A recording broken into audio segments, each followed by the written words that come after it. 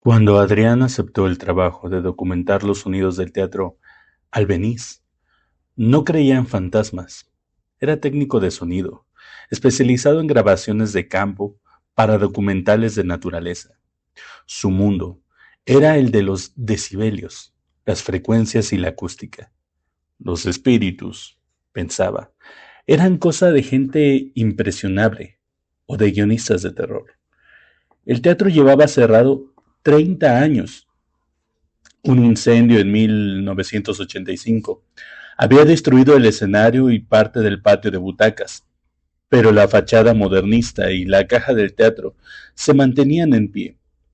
Ahora, una productora quería hacer un documental sobre su historia y necesitaba una hora de sonido ambiental, el crujir de la madera, el eco en el pasillo vacío, el rumor del aire entre las vigas. Nada que una grabadora sensible y un par de micrófonos no pudieran capturar. La primera mañana, Adrián recorrió el edificio con su equipo. Colocó micrófonos en el escenario carbonizado, en el vestíbulo, en los palcos, todo en silencio. Solo el viento colándose por las grietas y algún que otro pájaro anidando en lo alto. Sobre las 2 de la tarde, recogió y se fue a comer. Los archivos de audio, al pasarlos al ordenador, sonaban exactamente como esperaba: vacío, soledad, abandono. En la segunda noche, decidió quedarse hasta tarde.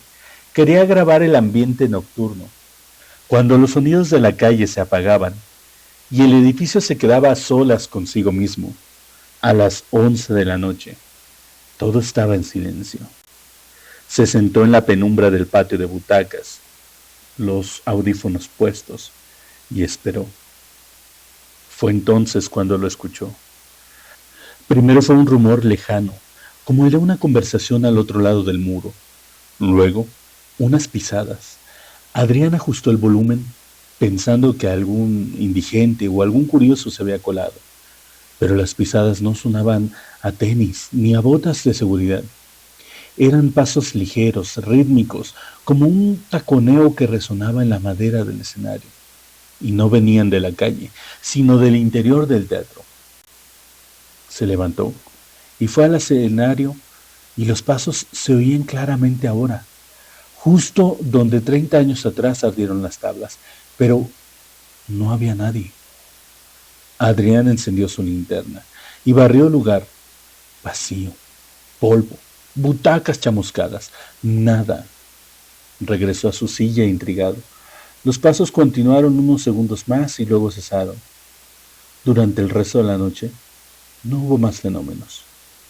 Pero al día siguiente, cuando revisó la grabación, ahí estaban, las pisadas nítidas, inconfundibles, y algo más por debajo, un susurro, como de alguien que recitara un texto, pero sin palabras claras. Adrián pensó en frecuencias, en resonancias, en tuberías viejas.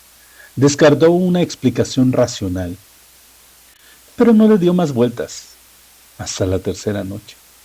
Esa noche decidió grabar en el escenario mismo. Colocó los micrófonos cerca del centro, donde las pisadas sonaban más fuertes, y esperó.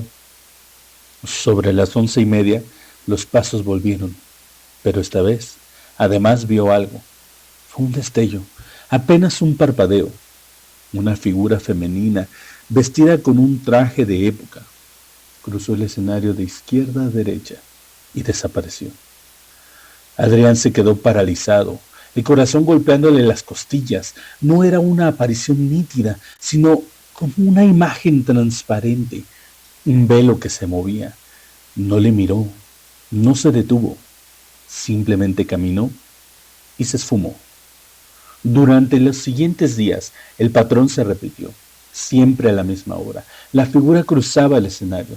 A veces se detenía un instante y parecía recoger algo del suelo, para luego continuar. Otras veces escuchaba un susurro como de texto teatral. Adrián grabó todo, obsesionado. Ya no pensaba en el documental. Quería entender aquello.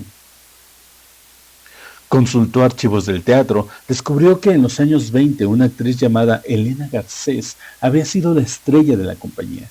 Era conocida por su interpretación de La Dama de las Camelias. Una noche de 1923, durante el último acto, sufrió un desmayo en escena. Se dijo que era el personaje, que la emoción la había superado, pero la realidad era otra. Elena estaba embarazada y había sufrido un aborto espontáneo justo en aquel escenario. Salió del teatro entre bastidores sangrando y nunca volvió a actuar. Murió 2 días después en una clínica. Tenía 26 años. Adrián siguió investigando. Habló con un viejo crítico teatral que recordaba haber oído la historia. Era una actriz extraordinaria, dijo. Algunos decían que se entregaba tanto a sus papeles que se olvidaba de sí misma. Aquella noche, en el escenario, no era ella quien moría, era Margarita Gutiérrez. Quizá por eso su espíritu se quedó ahí, repitiendo su muerte una y otra vez. Pero Adrián, después de tantas noches de observación, sabía que no era un espíritu. No había coincidencia en aquella figura. Nunca le miró, nunca reaccionó a su presencia. Una noche incluso se colocó justo en su trayectoria esperando a ver qué pasaba. La figura atravesó el lugar donde él estaba sin inmutarse, como si él no existiera.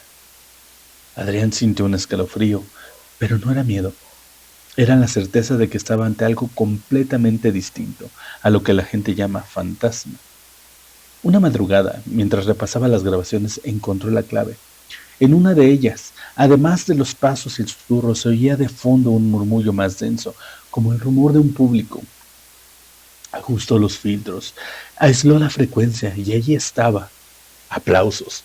No aplausos actuales, sino aplausos antiguos, con esa textura opaca de las grabaciones de pizarra.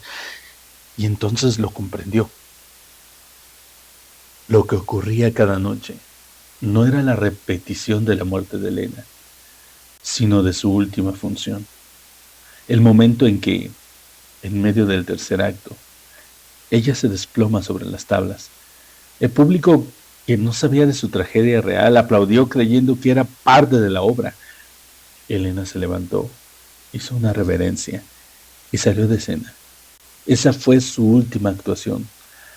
La imagen que Adrián veía exactamente esa. Elena representando su papel, cayendo, levantándose, saludando y saliendo. Un bucle infinito de su momento de gloria y agonía. Lo más inquietante era que, en la grabación, si se escuchaba con atención, se distinguía un detalle: el momento de la caída. Elena emitía un leve gemido, apenas un suspiro que no formaba parte del texto. Era el dolor real colándose en la ficción.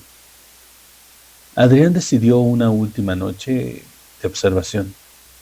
Quería verla una vez más, sabiendo ya lo que era. Se sentó en la platea, sin micrófonos, sin grabadora, solo con sus ojos. A las 11:30 ella apareció. Caminó hacia el centro del escenario, gesticuló, habló en silencio, y luego se llevó una mano al vientre doblándose lentamente.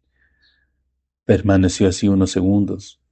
Luego se irguió, hizo una reverencia hacia el público que no existía y se dirigió hacia el lateral. Antes de desaparecer, se volvió una fracción de segundo y pareció mirar hacia el patio de butacas. Adrián contuvo el aliento. ¿Lo había visto? ¿Había roto el bucle? Pero no. La mirada no era para él. Era parte de la obra. En La Dama de las Camelias, Margarita Gutiérrez, en su lecho de muerte, dirige una última mirada al público antes de expirar. Elena estaba representando eso. No había conciencia, solo memoria grabada a fuego en las vetas de la madera, en las moléculas del aire, en la geometría del teatro. Adrián se levantó y aplaudió.